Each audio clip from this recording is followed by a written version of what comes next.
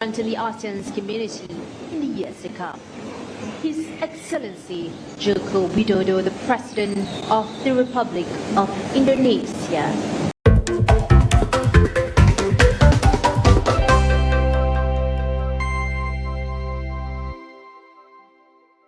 Assalamualaikum warahmatullahi wabarakatuh. Kembali lagi di Kabar Politik. Insiden salah sebut nama Presiden Republik Indonesia di KTT ke-47 ASEAN di Kuala Lumpur Convention Center pada penyiaran secara langsung oleh RTM, Radio Television Malaysia, ternyata membuat heboh. Bagaimana tidak? Dalam siaran secara langsung RTM, komentatornya MC menyebutkan bahwa Presiden Republik Indonesia adalah Joko Widodo, bukan Prabowo Subianto. Insiden tersebut merupakan masalah yang serius ya, karena bisa-bisanya acara penting kenegaraan, acara penting internasional ya KTT ASEAN bersama dengan beberapa mitra negara ASEAN seperti Presiden Konsil Eropa Antonio Costa, kemudian juga Presiden Amerika Serikat Donald Trump, Presiden Brazil Lula de Silva ya, Inácio Lula da Silva, kemudian juga ada Presiden Afrika Selatan ya, Cyril Ramaphosa dan juga beberapa petinggi negara lain termasuk juga Presiden dan Perdana Menteri Timor Leste ya, Ramos Horta dan juga Sanana Gusmão ya, Perdana Menteri Sanana Gusmão, karena Timor Leste akan dikukuhkan menjadi anggota ASEAN ke-11. Ini insiden yang sangat memalukan sebenarnya. Kok bisa ya sekelas ya RTM ya, lembaga penyiaran publik Malaysia, sampai salah menyebut nama presiden.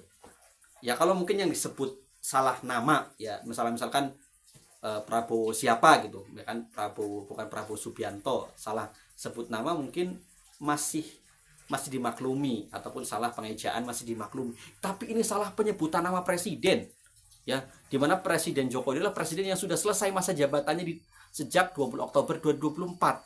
Artinya Pak Prabowo sudah menjabat 1 tahun. Kok bisa sampai salah sebut nama? Ada apa ini ya? Mungkin dunia luar juga melihat ya bahwa cawe-cawe Jokowi setelah selesai menjabat sebagai presiden masih terasa, apalagi dengan posisi putra sulungnya Gibran Rakabuming Raka sebagai wakil presiden ya. Itu ada nampaknya pertemuan Pak Prabowo selama 1 tahun menjabat sebagai presiden ya, baik itu kemudian Pak Prabowo yang datang ke Solo beberapa kali bahkan sebelum pelantikannya, kemudian yang terakhir adalah pertemuan antara 4 mata ya, antara Jokowi dengan Prabowo di kediaman pribadi Prabowo di Jakarta di Jalan Kertanegara. Itu juga membuat unik ya. Mungkin dunia luar mengira tadi presidennya masih Joko Widodo ya, artinya secara de facto Joko Widodo masih presiden, walaupun secara de jure itu masih jelas presidennya adalah Prabowo Subianto. Kenapa? Apakah orang luar melihat ya bahwa begitu kuatnya Jokowi sampai kemudian masih bisa cawe-cawe hingga kemudian sampai namanya masih disebut sebagai Presiden Indonesia ketika KTT ASEAN ke-47 di Kuala Lumpur, Malaysia. Sebenarnya ini insiden yang sangat serius ya, sampai kemudian RTM harus melakukan permintaan maaf yang luar biasa. Dan ini juga menjadi pertanda bagi Prabowo Subianto untuk segera ya melepas cawe-cawe Jokowi dari kabinetnya. Dan ini sudah terlihat ketika melakukan reshuffle beberapa waktu yang lalu, walaupun kemudian publik masih menantikan ya di 1 tahun pemerintahan Prabowo Subianto untuk segera melakukan bersih-bersih terhadap elemen-elemen geng Solo ya.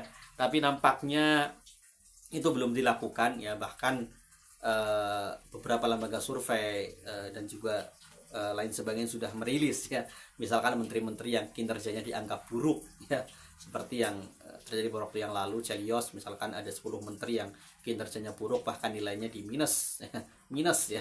Di antara ada Pahlila Hadalia, kemudian juga ada Menteri HAM Natalius Pigai, kemudian juga ada Menteri Kehutanan Raja Juli Antoni, kemudian juga menteri apalagi ada beberapa nama, itu 10 nama yang nilainya minus. Ini kacau sekali ya. Dan itu juga sebenarnya harus bisa menjadi catatan penting bagi Prabowo Subianto di 1 tahun pemerintahannya, termasuk reshuffle. Dan ini juga bisa jadi untuk tadi ya cara untuk membersihkan ya geng Solo. Jadi sebenarnya kejadian kali ini juga bukan sebuah kebetulan ya. Bisa jadi tanda-tanda alam atau kemudian juga tanda bahwa memang cawe-cawe Jokowi di pemerintahan Prabowo itu tidak bisa kemudian dibiarkan begitu saja, dan itu akan menjadi beban berat bagi Prabowo sendiri ya, di samping banyak sekali legacy negatif yang sudah ditinggalkan Jokowi ya, mulai dari legacy utang, legacy IKN, legacy apalagi ya, menteri-menteri yang titipan ya, yang kemudian legacy itu adalah beban yang cukup berat ya, apalagi menteri-menteri yang membuat kontroversi, dan itu kan kebanyakan menteri-menteri titipan Jokowi ya, seperti menteri dalam negeri ya, kemudian menteri yang kemudian direshuffle ya, menteri koperasi Budi Aris Setiadi, kemudian juga beban anaknya yang hari ini nampak menjadi sorotan bahwa Gibran diampun untuk berpidato sama sekali nggak bisa, mungkin lupa bawa teks ya, dalam sebuah video pendek luar biasa dia diam saja di panggung ya, selingak-selinguk, nampaknya dia lupa membuat teks pidatonya. Ini ajudannya yang kena ini pasti ya. Dia luar biasa ya. Begitu setelah pidato pun, mohon maaf Bapak Ibu, saya ada acara lagi, tidak bisa berlama-lama. Ya Allah, Mbok yuk, Masya Allah. Ketika kemudian ditanya, ketika tes CPNS kalau nggak salah itu, yang gimana itu ditanya, mohon maaf Pak, itu untuk memberikan pesan nanti ya, dengan wajah yang lesu sekali. Ini kok luar biasa. Wakil presiden seperti ini, jadi beban berat bagi Prabowo Subianto ya. Harusnya ya tadi dia sebenarnya sudah punya Gibran ini, Mas Gibran lah, kita bilang Mas lah ya, menghormatilah dikit Mas Fufafa, sampai kemudian tanda tangannya pun dikulik-kulik netizen yang bentuknya kayak angka 4F. Dia bilang ini bentuknya 4F ini, Fufafa.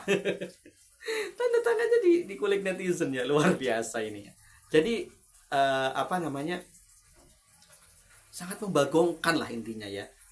Kok bisa-bisanya ya boro-boro kemudian melakukan diskusi politik dengan mahasiswa, berkunjung ke kampus pun nampaknya belum kita lihat ya, karena selama setahun menjabat ini Pak Mas Gibran ini lebih banyak melakukan kunjungan ke ya paling kunjungan untuk meresmikan proyek tertentu, atau kemudian meresmikan peresmian, atau kemudian juga mentok-mentoknya seringnya meninjau makan bergizi gratis MBG ya, di SD, SMP, di SMA juga jarang nampaknya.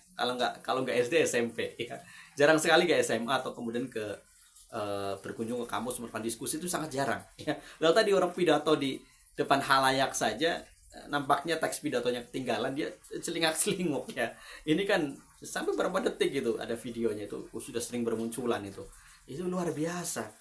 Nampaknya itu sangat beban yang sangat berat, dan nampaknya itu disadari betul oleh Prabowo Subianto. Makanya Pak Prabowo tidak pernah menugaskan Gibran untuk kunjungan ke luar negeri, atau kemudian bahkan untuk mengantarkan tamu negara ya penting seperti kepala negara atau kepala pemerintahan itu. SBY harus menugaskan Menko IPK ya, Menteri Koordinator Infrastruktur dan Pembangunan Kewilayahan, Agus Harimurti Yudhoyono. Ini luar biasa. Jadi nampaknya insiden salah sebut nama presiden di KTT ke-47 ASEAN menjadi tanda bahwa cawe-cawe Jokowi dan juga perspektif publik ya, bahwa nampaknya Jokowi masih berkuasa itu ada di publik luar ya. Nampaknya mungkin sang komentator atau MC ini mengira presiden itu masih Jokowi. Ini juga menjadi alarm lah bagi Prabowo untuk segera melakukan bersih-bersih ya. Para pengamat ya, para kemudian politikus dan lain sebagainya sudah menyarankan hal tersebut ya. Kalau memang beban ya ditinggalkan, jangan kemudian dibawa ya. Kan komentarnya Rocky Gerung Dialog kan sudah sangat tegas ya. Prabowo Kalimantan kedua akan membawa keranjang sampah. Ya, apakah keranjang sampah ini yang berat ini akan terus dibawa atau kemudian ditinggalkan saja ya. Kalau kemudian dibawa-bawa ya efeknya buruk sekali ya. Kita lihat kedepannya seperti apa setelah insiden salah sebut nama di KTT ASEAN ke-47 ini. Demikian, Assalamualaikum warahmatullahi wabarakatuh.